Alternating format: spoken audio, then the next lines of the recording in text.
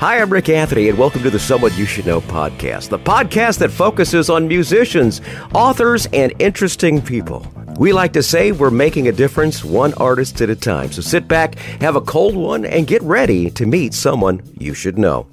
Well, it's October, and that means Octoberfest, so I thought it would be appropriate to have some appropriate music for this season. Today's talented guest was on my original show back in 2001. It's been 22 years. It's time to catch up with five-time Grammy-nominated accordionist. Will you please welcome back to the show the lovely lady that Jay Leno dubbed the Dixie Chick of accordion, the lovely Lynn Marie. Welcome aboard, Lynn. Hi. Thanks for having us, and it's good to talk to you again after all these years. I'm trying to figure out what happened in the last 22 years. I don't know, but I know we both look and sound younger. That's for sure, right? Yeah, I'm just grateful that I'm in my 60s now and I still have all this hair. And so I'm just... And I'm losing mine, so there you go. Oh, no. Well, I see it's now Lynn Marie and E3. You've got your hubby, Eddie Rodick, the third on board. Let's talk about your musical journey since Eddie joined. Wow. Well... Yeah, life is a windy road. No one's as straight. And I never, ever saw coming where I would be right now. But yes, Eddie and I got together in 2017. And we've known each other since... Well, we both grew up in Cleveland, Ohio, playing polka music. But interestingly enough, we were on what I would call different sides of the tracks. There was the east side, west side, south side. And back then, before freeways, that's how old we are, you didn't go to the other side much. You kind of stayed in your own little neighborhood. And even though Eddie's grandparents emigrated from the same very close city, like a couple miles apart from my grandparents in former Yugoslavia. And they all settled in Cleveland. They were on the other side of town. So I knew of him, but didn't know him personally. And then we met in 1991 and did a little bit of playing together back then, but found ourselves reconnected this time in a relationship and also musically back in 2017. Awesome. Very good. Eddie, you want to chime in on that? I agree with everything she said. Okay, good. Yes, so dear, is the answer. You're right? good. You're yes, good, hubby. Yes. You're good. I'm learning that too. I was married for almost 40 years, and I lost my wife in 2018. The lovely lady that I'm with now, I've known since the 7th grade choir, and so you understand. Yes, she and I are a wonderful companionship. We have a wonderful companionship. We got married during COVID. Oh my goodness! That was all. Wow. Eight of us. That was all we could have. Perfect. Yeah.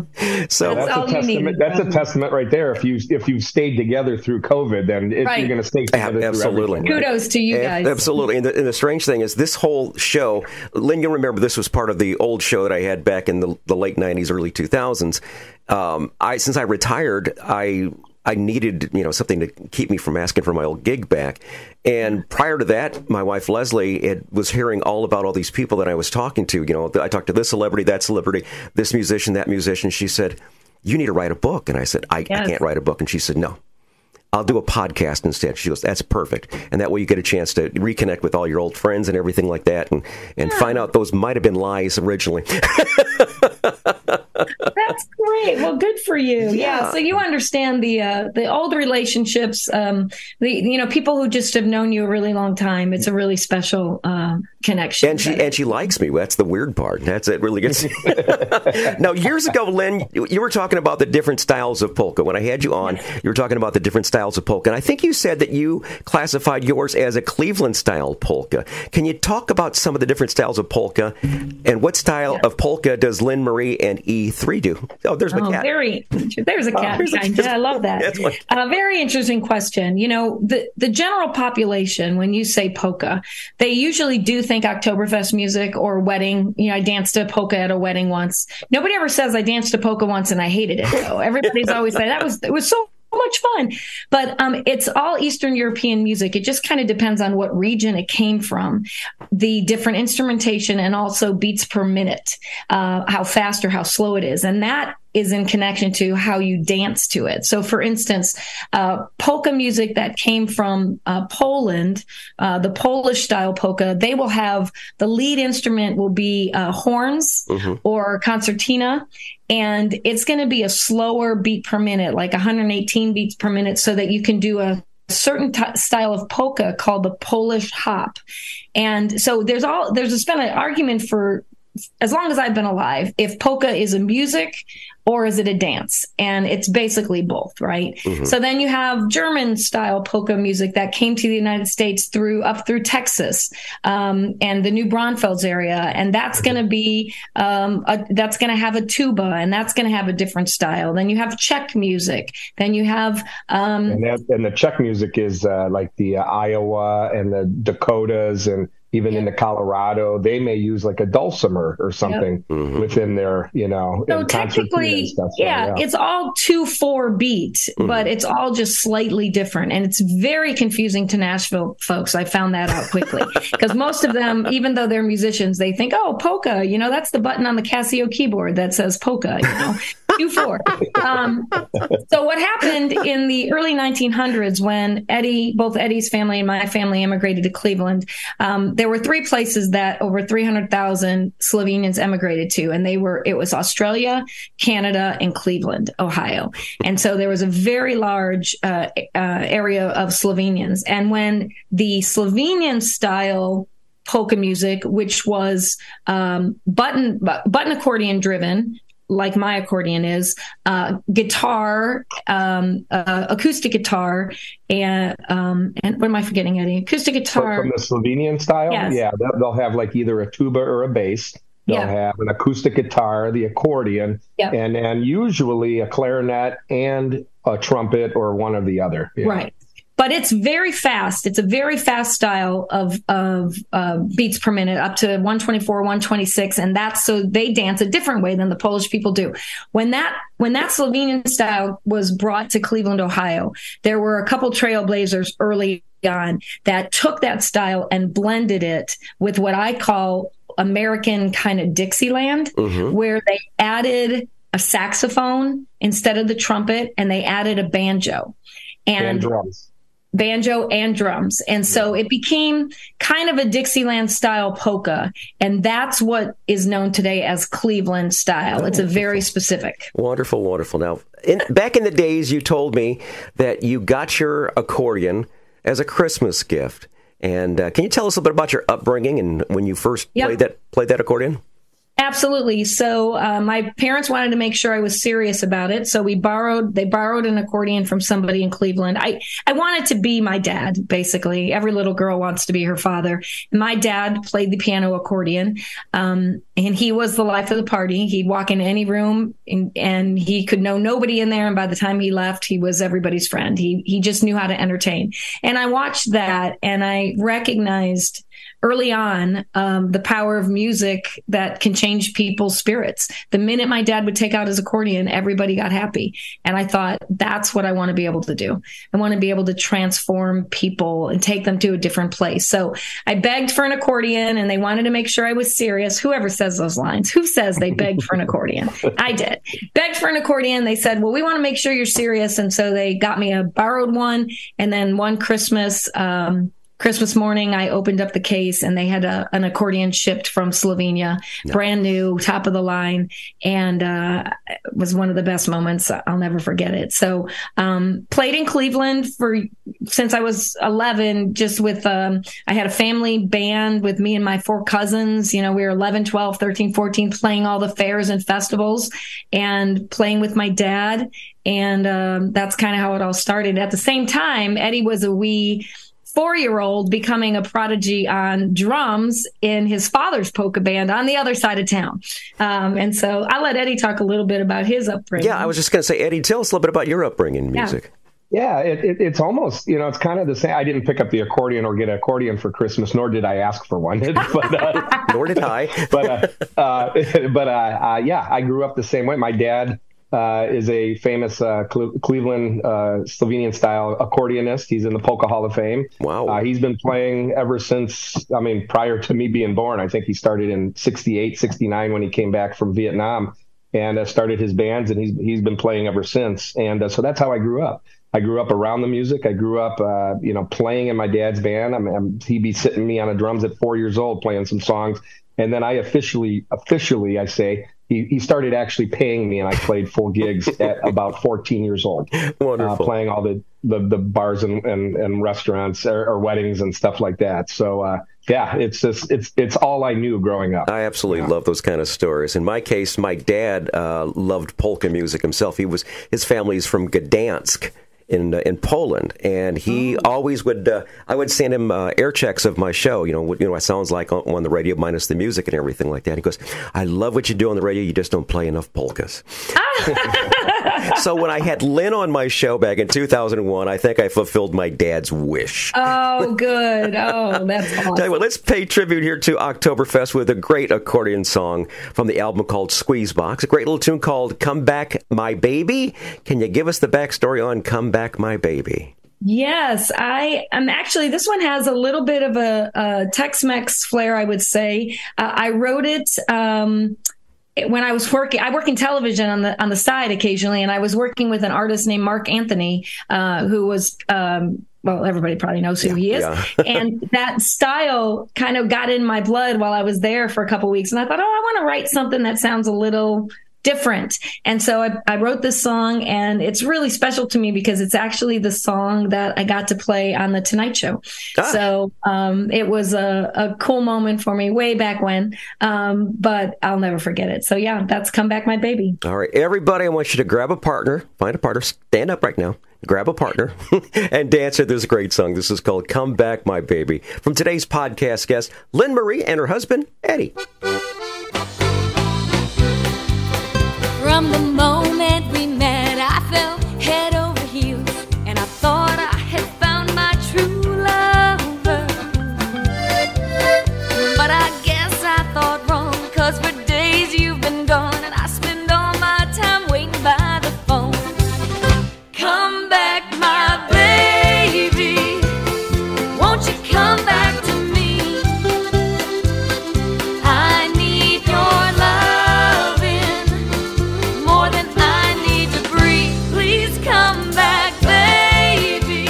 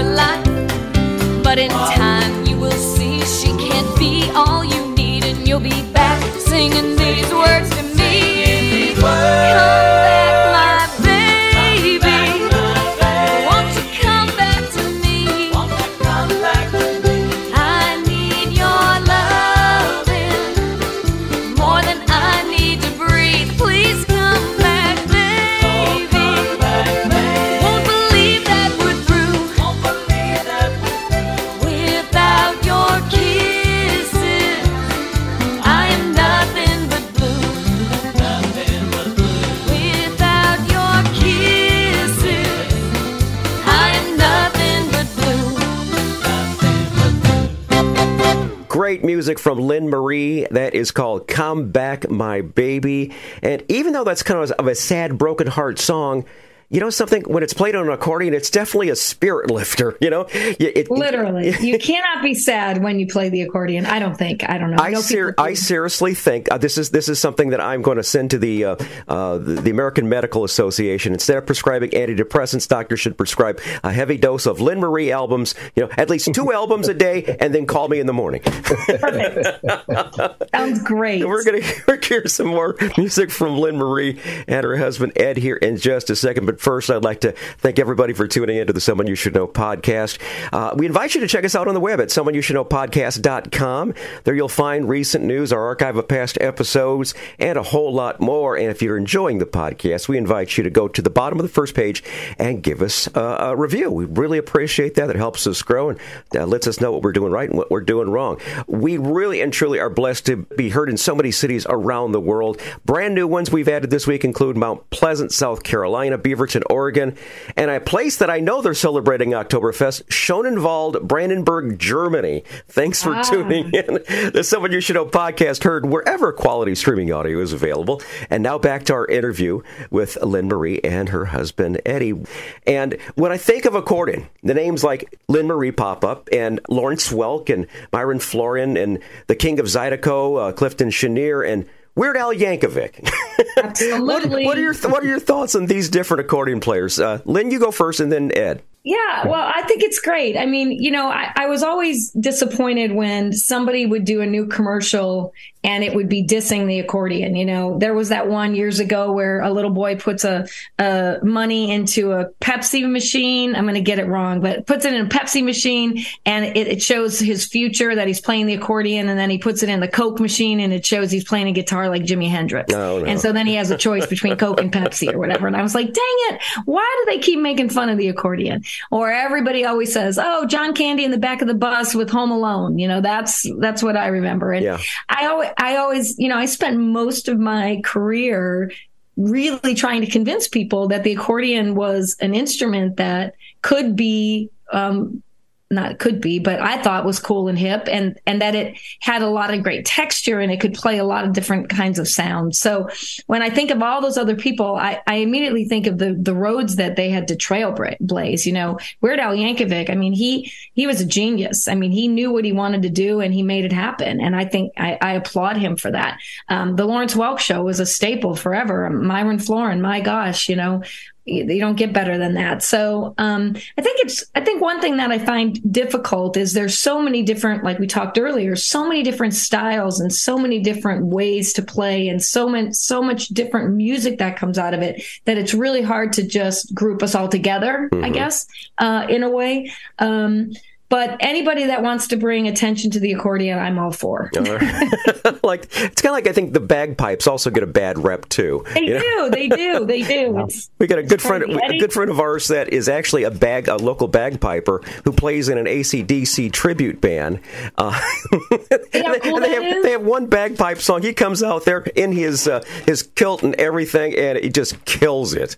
And it's just so. I mean, one thing that, and then I'll let Eddie tell his side of the story. But I think one thing that, you know, when I look back at my career now, I've been doing this, you know, close to 50 years. And when I think about that, I think if Americana music would have been a thing 30 years ago, I might have been able to make waves in different areas because the accordion might not have such a stigma to it, because lately so many people have tried to incorporate it in their music. You know, Sheryl Crow plays, you know, all these people that had that happened earlier in my career, it might have turned out differently. But Eddie, why don't you speak into what you think of?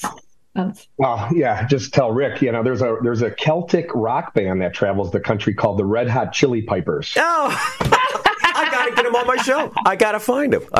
Yeah, I'll try to find him. I'll send a link to you if I can find them. And, wonderful. Yeah, they're a band of, you know, they got other instruments, but a couple of guys play the bagpipes and they rock it out, you know. That's awesome. That's awesome. You know, yeah, I just, you know, it's kind of to piggyback off of what Lynn Marie said, all those guys that you had mentioned, there's so many others too. The accordion is such a wonderful instrument and beautiful instrument. And, it got pigeonholed into this certain stigma because, like Lynn said, they, for whatever reasons, they use polka music to make jabs at people. They have this certain image of what a polka band is, And I'll tell you what happened. A band called the Beatles is what happened. Because prior to that, there were so many people playing accordions, and then everybody wanted to play guitar. Here is what is very interesting about that. And we say this all the time. I play, aside from Lynn, there's other bands I play with down here in Nashville. And we talk about this all the time. People do not know this, but John Lennon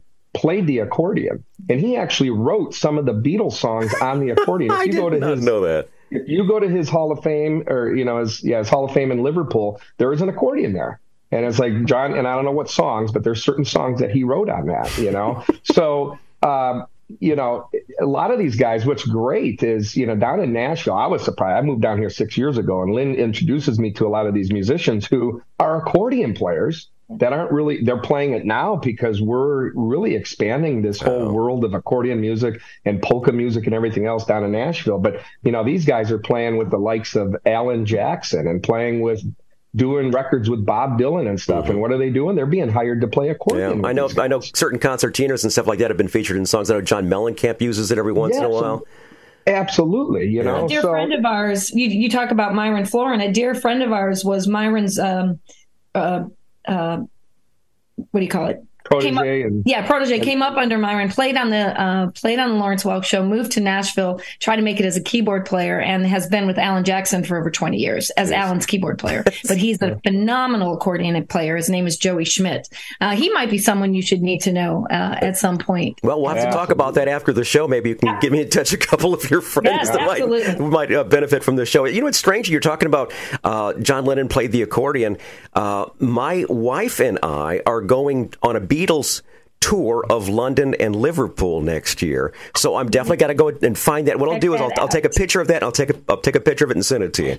Awesome. Yeah, absolutely. We always say, Rick, it is a shame that he didn't stick with the accordion, because if he did, could you imagine where that band would have been today? They would have, everyone would have known the Beatles if he actually. Everyone would have. Yeah, right? Absolutely. Had he stuck with it. Well, I think everybody's going to know a little bit more about Lynn Marie and E3. We're going to feature a song that actually features Eddie on this one here. It's a great tune called Too Good to Be True. What's the backstory on Too Good to Be True? Eddie, do you want to take it? Yeah, you can tell the backstory. I just want to say this real quick, and I think this is very important. So, we're talking about polka music, we're talking about accordion playing and whatnot. This song really is not that. It is not a polka tune. It doesn't have accordion in it. The gentleman who we just spoke of, Joey Schmidt, we had him play on this record. He's playing the Hammond B3 organ, from who plays with Alan Jackson. My favorite instrument. Yeah, he did a tremendous job. But I just want to say real quickly, maybe talk more about this, but we're not digressing away. We're writing music that is non-polka as well, some Americana music and things of that nature, like this song. But we are using it to help then also introduce our Eastern European and polka music to other fans. Absolutely. And some ways to do it, unfortunately or fortunately, is to gain their love and trust through a different vehicle of music, and then introduce them to other music. And it seems to be working extremely well for us. So, Lynn, if you want to add on to that. It's feel-good, happy music is what it is. And Eddie wrote this song when we got together in 2017, and I thought that is a really fun song, and we've enjoyed playing it out a lot, and it seems like people really enjoy it. And as an artist myself, look, 50 years is a long time to play the same kind of music. So it's nice to be able to branch out and do some different things and just kind of really dig deep and say, well, what do I want to say in this song? Mm-hmm. And then decide, is it a polka? Is it an Americana? Is it a slow song? But what's the message? It's just damn good. We're going to play it right now. Lynn Marie and E3, Too Good to Be True, on the Someone You Should Know podcast. When I'm with you, girl, the clouds just fade away. Sunshine fills the sky. When I see you laughing, it brightens up my day, and I don't even have to try. There ain't nobody gonna tell me that I'm crazy. What I'm feeling is just not normal.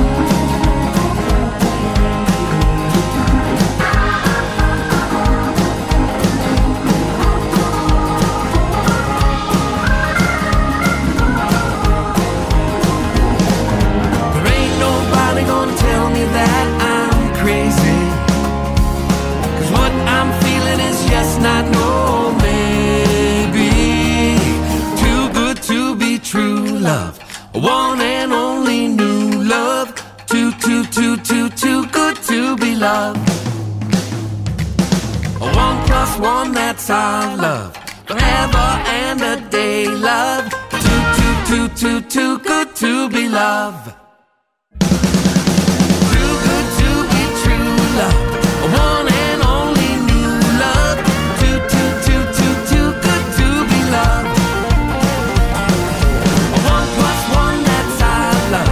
Forever and a day, love. Too good to be loved. Lynn Marie and E3, Too Good to Be True, on the Someone You Should Know podcast.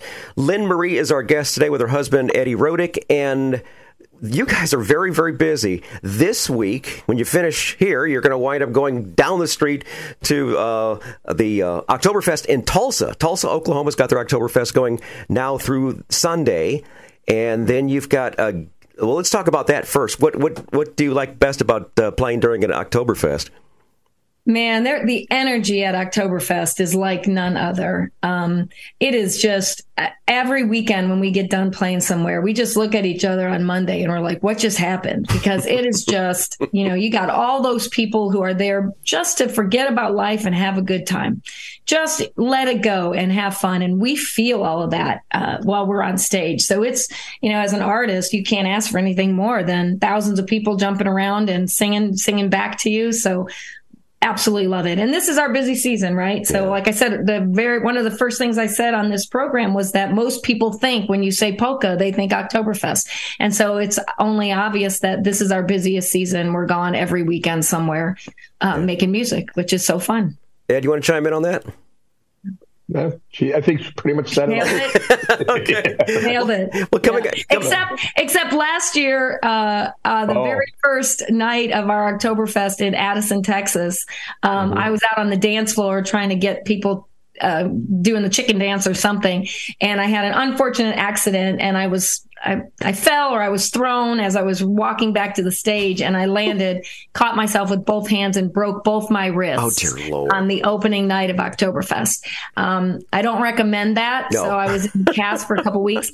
Ironically, it would have been worse for me had I broken one finger, because it was my wrist. I could still move my fingers. Oh, wow. So I could still play. So I only got to miss one show. But anyways, I don't recommend that. That was a Thursday and a Friday and a Saturday, or Thursday and Friday. She broke on Friday night from Texas. We flew back home. I had to find a fill-in accordion player last minute to play 2 shows in Knoxville. She had surgery on Tuesday to put a plate in one of her wrists, and she had the accordion on Thursday. Jeez, you're a trooper. That's a sign of a true professional right there. Yeah, someone who, yes, yeah. That's what her dad would have done. Yeah, absolutely. Yes, it is what my dad would have done. But back to the Oktoberfest. Yeah, it's a great season. It's so much fun. If you're anywhere near one that we're playing, please come see us. We play everywhere from Washington State to Texas and in between. So. Wonderful, wonderful. Now, next month, November 10th, a showcase with Lynn Marie and E3 at Puckett's in Murfreesboro, Tennessee. And then the following day, November the 11th, at the Bavarian Beer House in Nashville. And, Nashville has a German restaurant, which is great. And we play there usually once a month. And now we're playing the Puckett's is a very famous restaurant in Nashville, and they have several throughout the city, and we're getting to play those. So yeah, it's good. And that's where, Rick, I'll just throw that in there. This is where I talk about introducing stuff. It's so welcoming and not surprising, but great. We play a various assortment of our Americana music, original music, some country music, and then we'll throw in a polka or maybe 2, and at the end of the night, it never fails. The manager, the head chef, somebody comes up to us and says, "You guys were really great, but you need to play more of those polkas." I agree. So we feel that we're doing a great thing by introducing this music to people that wouldn't necessarily have known. Yeah.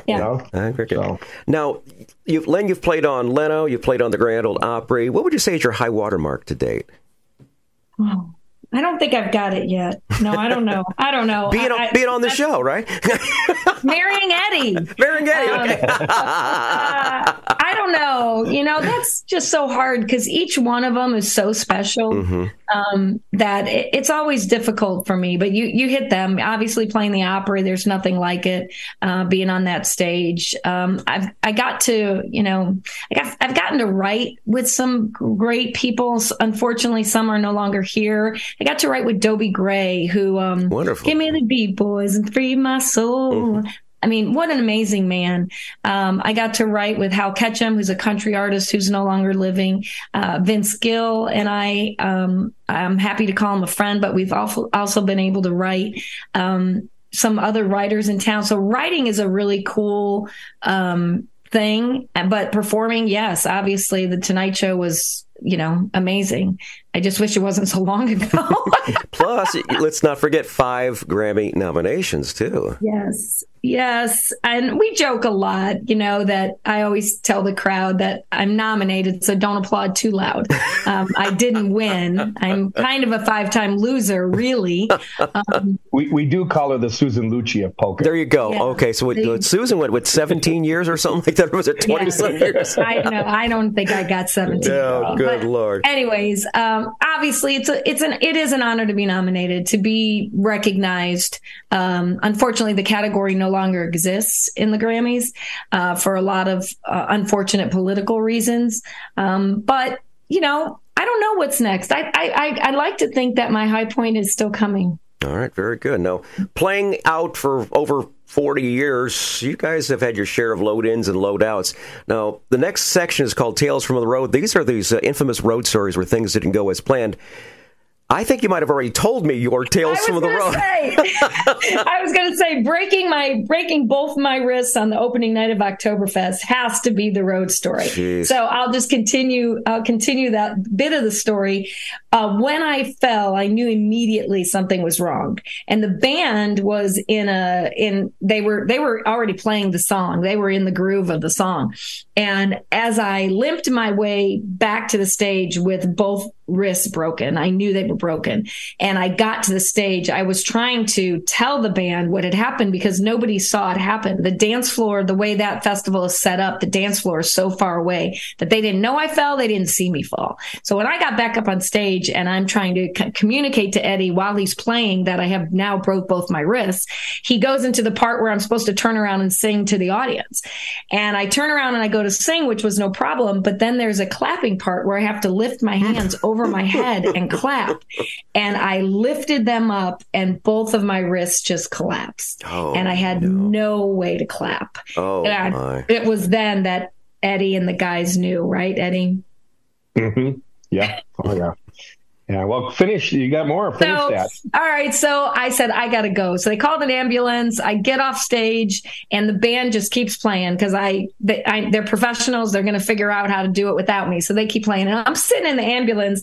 I've got no pain pills in me yet. So I'm on pure adrenaline. And I'm thinking to myself, hang on a second. There's one song they can't do without me. And I'm going to do that before I leave because I was just really quickly going through the set list. I'm like, they can finish the set without me, except, and I go running out there with broken arms. The ambulance guy goes, "Where are you going?" I go, "You got to let me out of here." He goes, "I can't let you out of here." I said, "Yes, you have to let me out of here. I'll be back in 3 minutes and 32 seconds. He goes, "What are you doing?"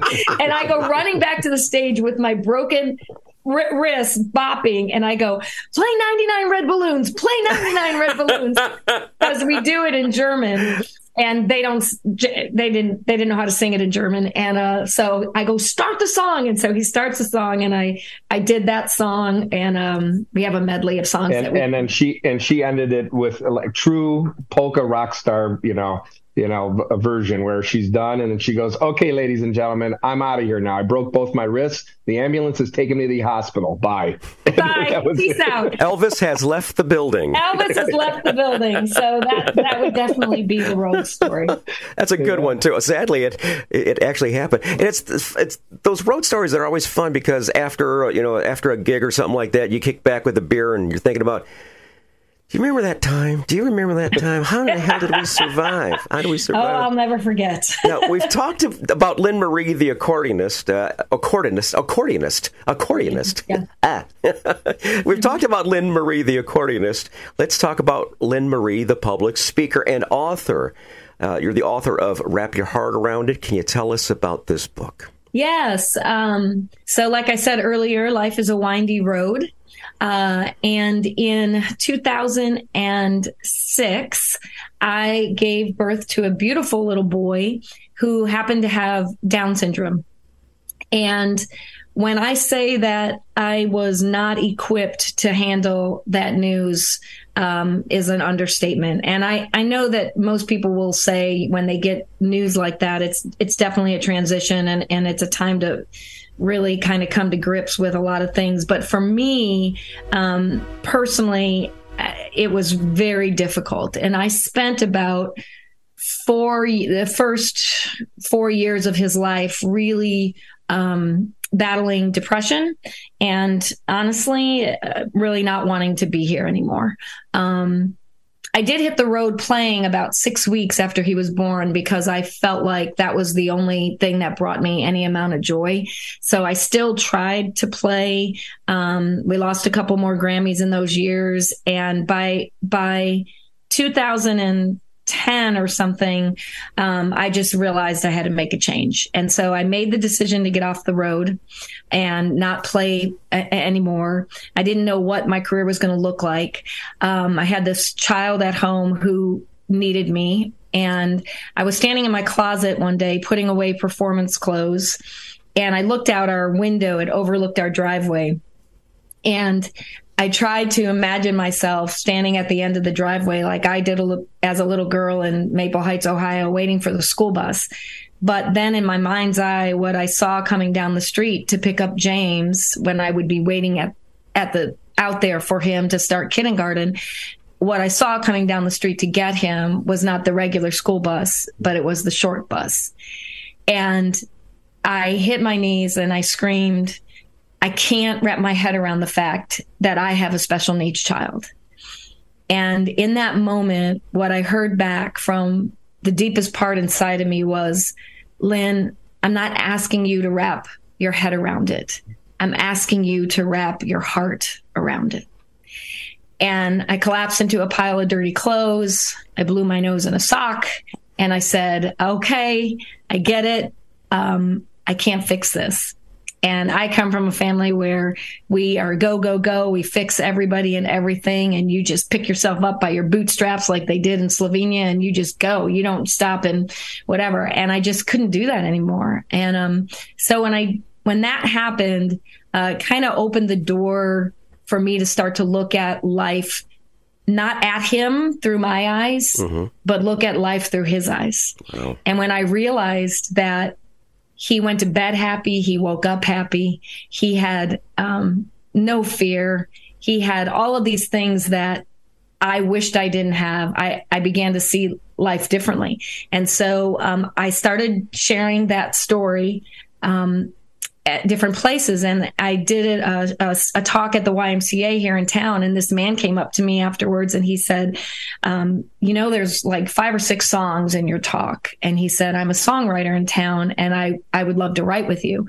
Well, it turns out that I didn't know who he was at that moment, but it turns out that if I had to list my favorite songs, this guy wrote it, including The House That Built Me by Miranda Lambert. Yeah. His name is Tom Douglas. And so, of course, I took him up on that offer. And I had this idea for a song.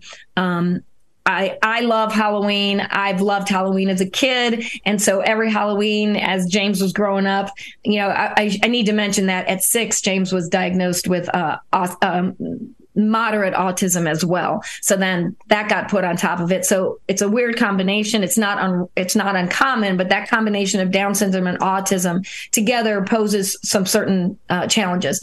So every Halloween, James doesn't like to go to people's houses. He doesn't eat candy and he hates new clothes. So what do? Every Halloween, I dress him up in a scratchy outfit, make him go knock on people's doors so he can get chocolate that only I'm going to eat. And so I was lying in bed one night, Halloween, sick to my stomach because I had eaten all the chocolate, and James was sleeping next to me. And I just said, God, I wish he was more like me. And I don't know what your viewers believe is in faith or God or spirit or higher power, but I honestly heard laughter and it was like God said to me, are you kidding me? Do you want him to be more like you? Are you serious? That's the last thing you should want. And I took all of that information to Tom Douglas and he helped me write the song I think you're going to play next. Yeah, we're going to play that in just a few seconds. It's a beautiful song that we're going to wrap up the show with. But before we do that, I want to commend you on the job that you have done to get, what is he, 17 now? He is 17, and you want to talk about the way life works, how great it is that he and Eddie now are the best friends. I'm like the third wheel. I used to worry, how am I ever going to find somebody who would, take on James? And my sister used to joke, and she's like, James is the easy one. How are we going to find somebody to take on you? You're the hard one, Lynn. But as great as Eddie and I's relationship is, and I could get teary-eyed when I talk about it, because as great as Eddie and I's relationship is, we speak the same musical language, we're connected, we understand each other's roots. I was never prepared or never saw coming the connection that he and James were going to have. Mm-hmm. And it's almost like all of this worked perfectly so that they could be together as well. Awesome. That's a blessing from the good Lord above. There you go. Absolutely. Absolutely. Yes. I considered my wife an absolute blessing. I was very much like you as far as after my wife passed away, I didn't want to go on. But the only thing that got me through it was radio, getting back on the radio, getting back in the saddle and doing what I do best. And this lovely lady that I ended up marrying saved my life. She talked me out of doing, because my wife's pain medicines were all lined up there on the counter. And I looked at that quite a few times. Now. Absolutely. So you and I are very, very blessed to have someone. You've got Eddie and I've got Leslie in my life. And let's talk about your socials. I want people to buy thousands of copies of these albums for Christmas here. So give us a social link. What was some of the socials? I'll include them down in the show notes, but give us some of your socials on where people can find out more about your tour dates, a little bit more about you and Eddie, and also find out a little bit more about where they can get some great music. Great. Mm-hmm. Well, we're old school, right? So we're one of the people who actually have a website still, and it's lynnmarie.net. That tells you how old I am, but it's Lynn Marie, LYNNMARIE.net, N-E-T. And that will direct you to all of them. But of course, I'm on Instagram at Lynn Marie Rodick. We're on Facebook. You can find just Lynn Marie on Facebook. Lynn Marie. Is it Lynn Marie or Lynn Marie Music, Eddie? I don't even know. Just Lynn Marie. Just Lynn Marie. Facebook, And all of our tour dates are up there, and you can buy the music, of course, online if people still buy music. Or go to Spotify and stream it like 1 million times, and we might make $7. There you go. Absolutely. There you go. I love the way Spotify works. You put in all this effort. I think it was Snoop Dogg that said, hey, listen, if I got 2 billion hits this month, shouldn't I get at least $1 billion? Yeah. No. And especially in polka music. Do you know how you make $2 million in polka music? Start with 3. Oh. Yes. Yeah, exactly. Yeah, it's exactly That's basically it. I covered drag racing for quite a few years, and that was the joke that was told to me. He says, "Hey, you don't know how to make $1 million in drag racing? You start with 2 million." Yeah. Okay. I'll tell you, we're gonna feature that song that we were kind of teasing just a few minutes ago. A great song called "He Will Never Be." You want to kind of put some more finishing touches on that, Lynn? Yeah, I think that we should all be as lucky as I think obviously everybody I know now knows somebody who has autism or some kind of challenge. And, we all get something in life at some point that we're not prepared for. We're not wanting. Your wife's passing, everybody has this. And I think it comes down to, for me, it did at least, just the first step is always just accepting what is happening. If you try to run from it, hide from it, ignore it, cover it up with pain pills or alcohol, you'll never get to the good part, right? So the first step is just accepting it. And once I did that with James, once I looked at him, we were in a car, and I just turned around and looked at him, and I realized that there were actually 2 people in that car with special needs, him and me. He just shows his differently. Mm-hmm. We all have them, and so I was just really grateful that the song came out the way it was. I'm grateful that I could use my accordion, like we talked about earlier, in a different texture, and it didn't have to be a polka, and it could still convey a message, which is what, as an artist, I really want to do. Awesome. Very good. And I think it's it's important to bring up then too, Rick. This is perfect timing because you're playing the song in October.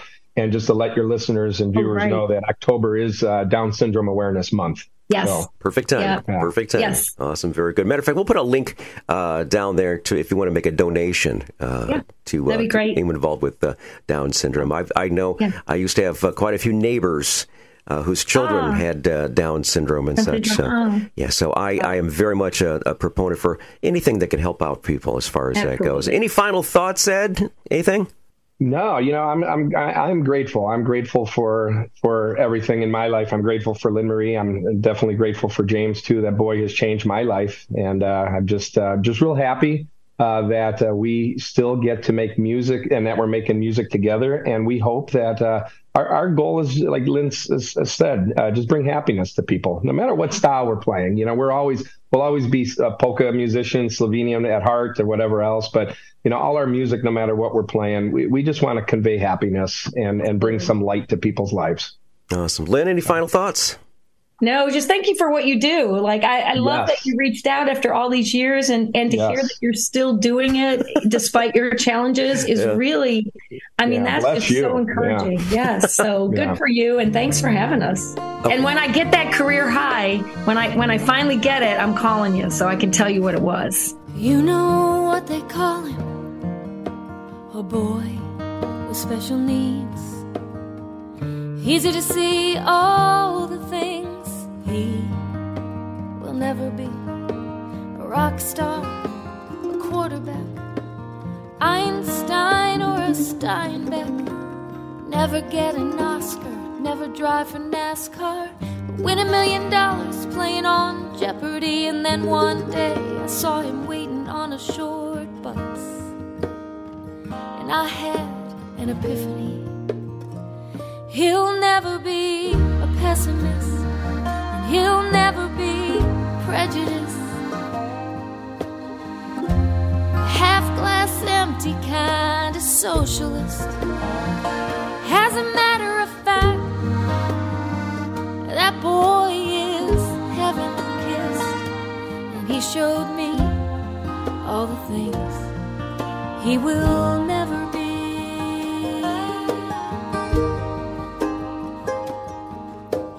He lives in the moment, I'm stuck in the past.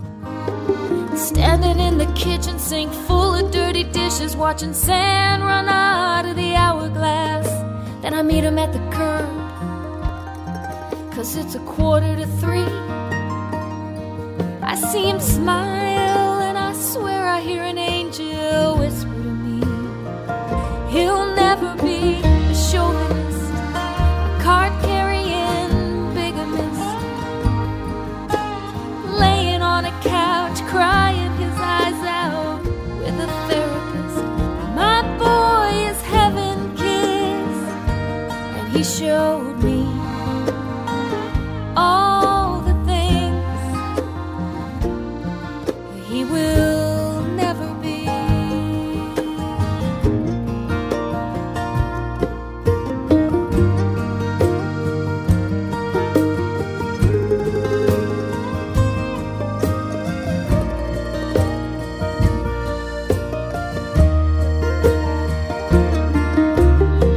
At night we say our prayers down there on our knees. I see my reflection in his eyes, and I thank God he's not like me. 'Cause he'll never be a cynic, a critic, or jaded. He'll be misunderstood, pitied, and even hated. But at the end of the day, that boy is heaven-kissed, and I thank God he showed me what he will never be. What he will never be.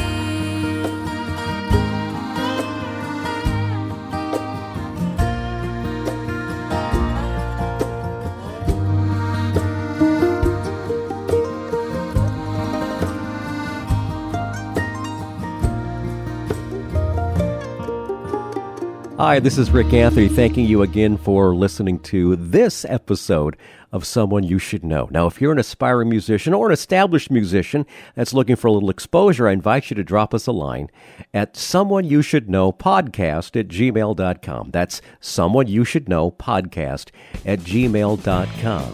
Also, I invite you to tell a friend about the Someone You Should Know podcast. I thank you for tuning in this time, and I invite you to check us out next time on the Someone You Should Know podcast, because you never know who's going to show up. Until next time, remember, God loves you, and so do I.